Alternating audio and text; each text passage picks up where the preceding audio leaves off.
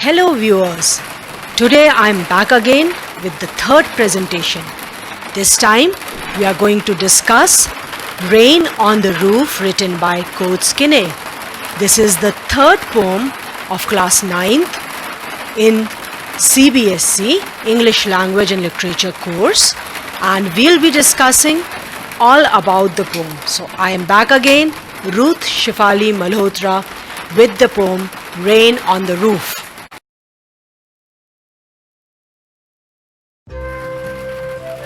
Talking about the poet first, a man had a full life. That was Coates Kinney, who during the 19th century was a wistful and a skillful poet. He is known to be wearing different hats in his lifetime. For a short time, he was a politician, filling the role of a senator in the state of Ohio, where he worked for 2 years. He was also a lawyer in Cincinnati. Also, he served in the US Army during the American Civil War as a commissioned officer from 1861 to 1865, also achieving the rank of the Lieutenant Colonel in the appointment of paymaster. Not only that, Coates also tried as a full-fledged journalist, working on several publications and newspapers. Not to leave, he also served school teaching posts. He is described as a tenderly affectionate person. The inner man, as revealed by his writings, was thoroughly democratic and humanitarian.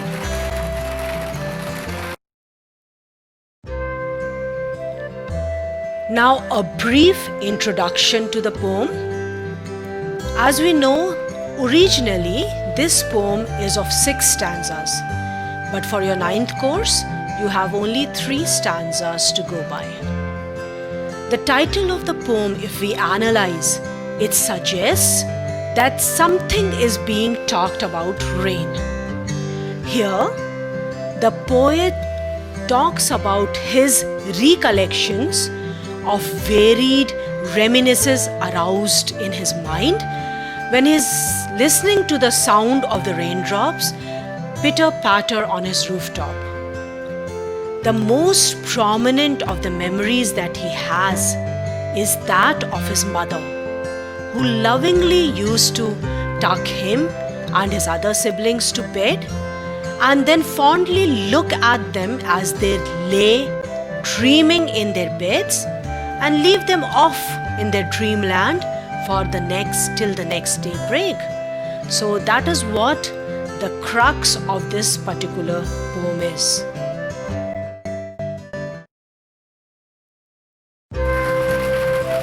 Coming to the central idea of the poem, as we see that the poet in this particular poem showcases his joy when he lies on his bed listening to the music that is created by the raindrops as they fall on his rooftop.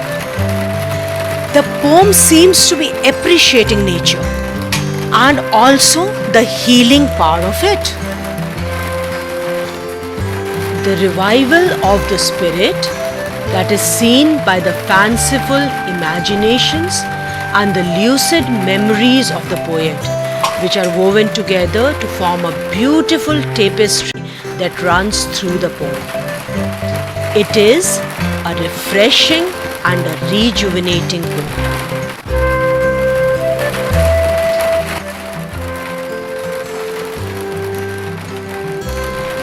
So now, let us analyze the poem, each stanza at a time. I'll read to you the stanza and then we'll go on to analyze it. Stanza 1. When the humid shadows hover over all the starry spheres, and the melancholy darkness gently weeps in rainy tears. What a bliss to press the pillow of a cottage chamber bed and lie listening to the patter of the soft rain overhead. Here, the poem opens by a beautiful visual of the night sky, which is studded with stars, but soon the star-studded sky becomes overcast. The poet says, when humid shadows hover. Humid here means that is full of moisture, and shadows refer to the dark clouds that are hovering around, that have overcast the sky that was once studded with stars over all the starry spheres. And then the poet compares this dark overcast sky as the night, which is dark, dismal and sad.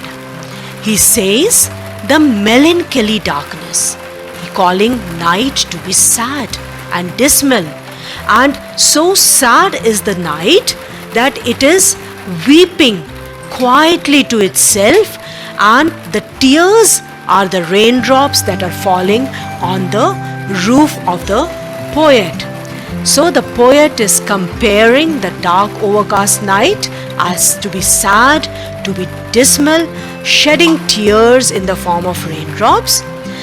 And the poet goes on to say, in such a rainy night, he feels very happy, very joyous, as he is in his house, in his cottage, in his room, lying on his bed, with his head comfortably pressed against the pillow, and he is listening to the pitter-patter of the raindrop as it is falling on the roof over his head. Meaning to say, now if we compare here, although the poet has used melancholy for darkness or for night, it is not actually the night that is dark. The poet means to say there are people who find themselves to be very sad during such a rainy, dark night. But not he. He is happy as he is listening to the pitter-patter of the raindrop over his rooftop.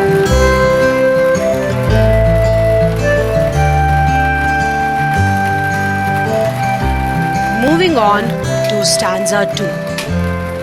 Every tinkle on the shingles has an echo in the heart, and 1,000 dreamy fancies into busy being start, and 1,000 recollections weave their air threads into woof as I listen to the patter of the rain upon the roof. Here, if we see that the poet is extremely happy, and he is expressing this happiness of his by saying that the raindrops, as they are falling on his tiled roof, their sound resonates deep within him. He says every tinkle is the sound of a bell, if we can understand that. So he is comparing the sound of the raindrops falling on the wooden tiles of his roof to be tinkling, and this tinkling sound keeps on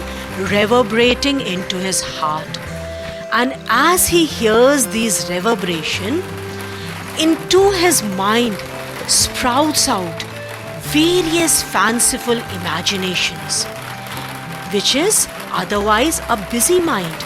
He is not into thinking or imagining in his real life, but listening to these raindrops, many fanciful imaginations sprout within him.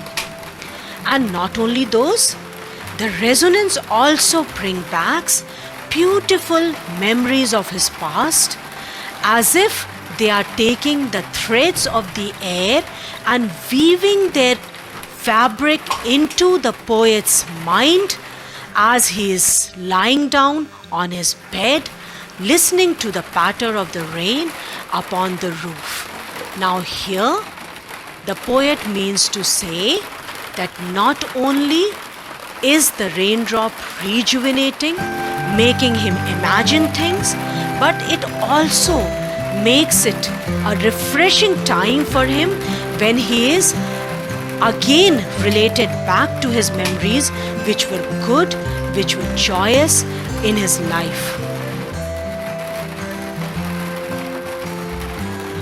The third stanza. Now in memory comes my mother, as she used in years agone, to regard the darling dreamers, she left them till the dawn. Oh, I feel her fond look on me as I list to this refrain, which is played upon the shingles by the patter of the rain. Here, we are introduced to the poet's mother. Among all the memories that weave themselves back into the poet's mind, the memories are very refreshing of his mother.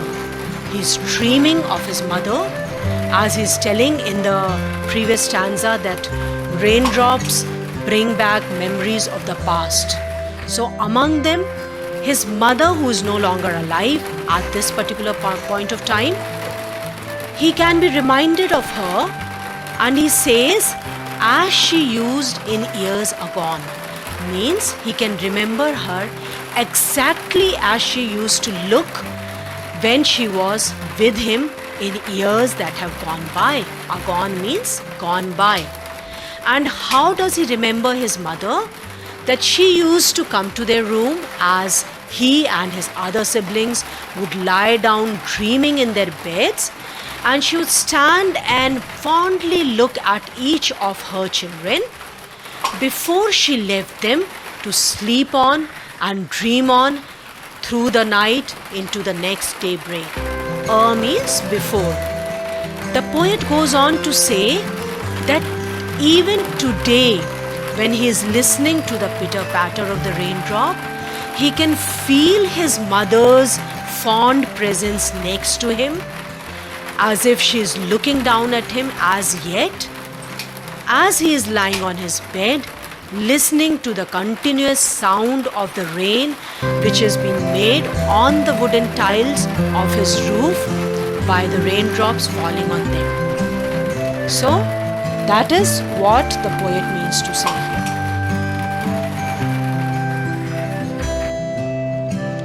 So, students, that was your part of the poem. Now, coming to the literary devices that the poet has used in this poem. The first one is alliteration. All of us know it is repetitive consonant sound at the beginning of the words which are placed close together. Now we can see examples of alliteration in all the three stanzas. I'll give you examples from the first stanza. For the second and the third, you can find likewise. Now the very opening of the poem, when the humid shadows hover, the sound of H is being repeated in humid hover.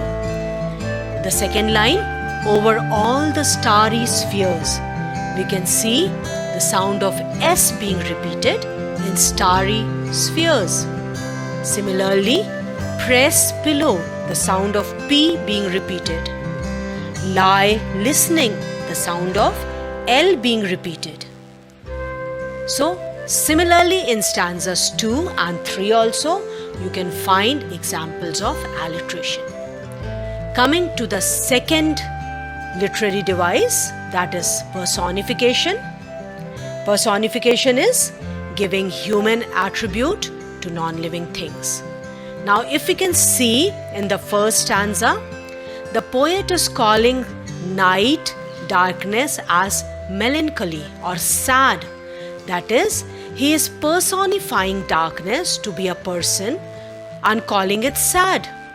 Similarly, in the second stanza, he says dreamy fancies, as if the imaginations are dreaming, whereas it should be the human beings that are dreaming.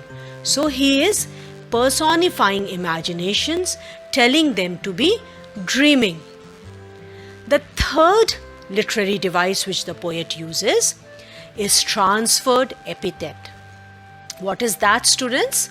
when an adjective or an adverb is used with the noun that it does not qualify.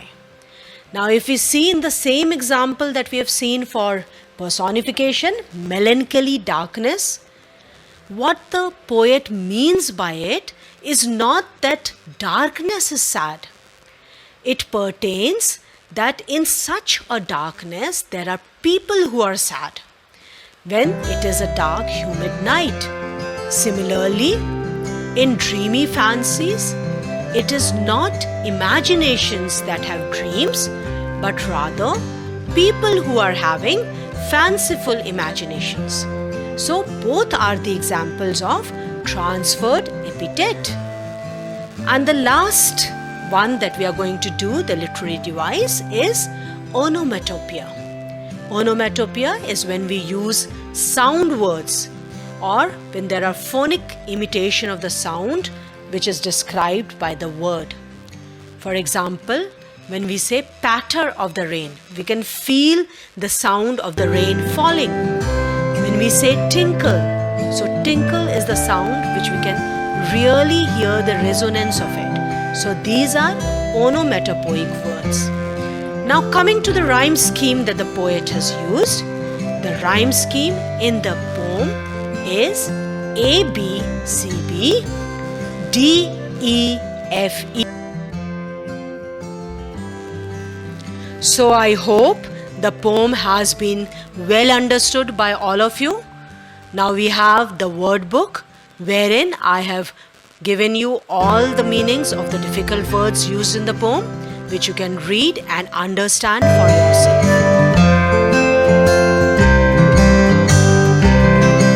So I hope this video of mine was quite informative to all of you. If you really find it informative and you want me to share more such videos, you can like, share, comment, and even subscribe to see such videos. Thank you and have a nice day.